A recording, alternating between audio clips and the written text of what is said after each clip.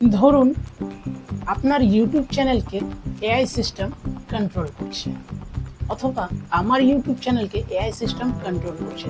শুধু ইউটিউব চ্যানেলকে না, আমাদের গোটা বডিকেই এআই সিস্টেম কন্ট্রোল করছে, তাহলে কেমন হবে? তো নমস্কার সবাইকে, আমার আরও একটা নতুন ভিডিওতে তোমাদেরকে স্বাগত। এই এআই সিস্টেম দিয়ে কি ভালো করা যাবে, আবার এই এআই সিস্টেম দিয়ে কি খারাপ করা যাবে, এই দুটো বিষয় নিয়ে আজকে কথা বলবো। তো বেশ কয়েক মাস আগে দেখেছিলাম যে একটা ছবি খুব দ্রুত ভাইরাল হচ্ছিল, মানে সবাই করছিল। সেটা হলো কার্টুনের ছবি, মানে কার্টুনের মতন নিজেকে পরিবর্তন করে নিচ্ছে। যতই তুমি পোশাক আশাক করে থাকো না কেন, যেই এই এআই থেকে এই ছবিটাকে কনভার্ট করছো, সেই তুমি খালি গায়ে একটা ধুতি পরে সেম মানে কার্টুনের মতন। তো সেই ছবিটা খুব ভাইরাল হচ্ছিল। তো ওটা ছিল এক সময়কার ট্রেন্ডিং। আর এখনকার ট্রেন্ডিং হচ্ছে এই লাল শাড়ি পরে, লাল শাড়ি পরে বা হচ্ছে কালো শাড়ি পরে অনেকেই ছবি ছাড়ছে, ছবি কনভার্ট করছে করছে। তাদের উদ্দেশ্যে আমার একটাই কথা বলার আছে, তারা ভাবছে যে মানে ভালোই তো লাগছে, সবাই করছে যখন সবার ভালো লাগছে, আমিও করি, আমারটাও ভালো লাগে। কিন্তু এটা করে আপনাদের কি লাভটা হচ্ছে আর কি ক্ষতিটা হচ্ছে, এটা আমি আজকে আপনাদেরকে বলবো একটা আমার ছোট্ট একটা ভিডিওর মাধ্যমে।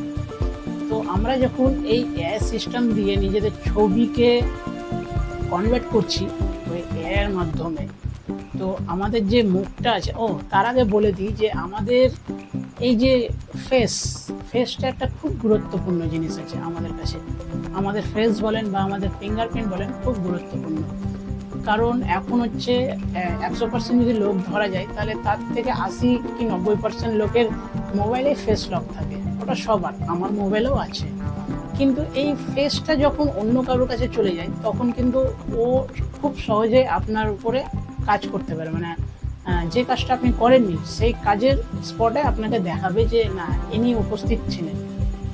এইরকম হচ্ছে এআই সিস্টেম। তো এআই সিস্টেমে যারা যারা এইরকম ছবি নিয়ে কনভার্ট করেছে, তাদের একটা মুখের, তাদেরকে তো ছবি দিয়ে ওটাকে কনভার্ট করতে হয়েছে, কিছু একটা লিখে, নাহলে তো আসবে না।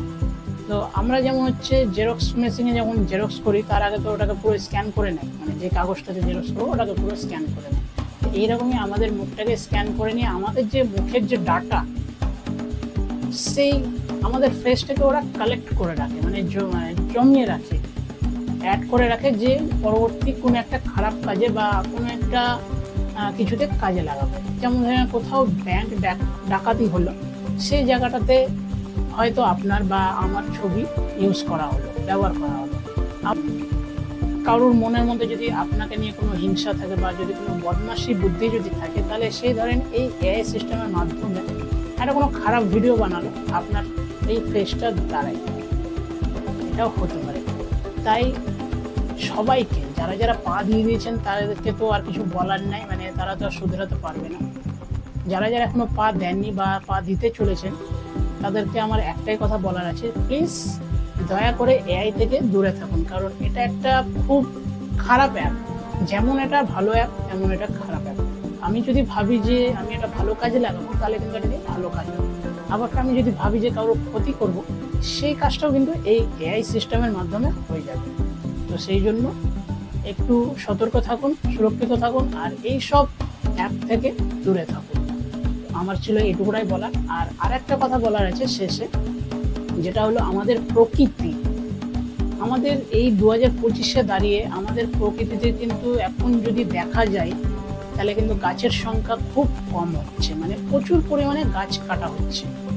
যারা এখনো মানে গাছ প্রেমী যারা আছে, মানে যারা গাছ খুব ভালোবাসে গাছ লাগাতে, গাছ পুষতে, তাদের উদ্দেশ্যে একটা কথা বলছি, আপনারা যদি বাড়িতে একটা একটা করে যদি গাছ লাগান, তাহলে কিন্তু অনেক হবে।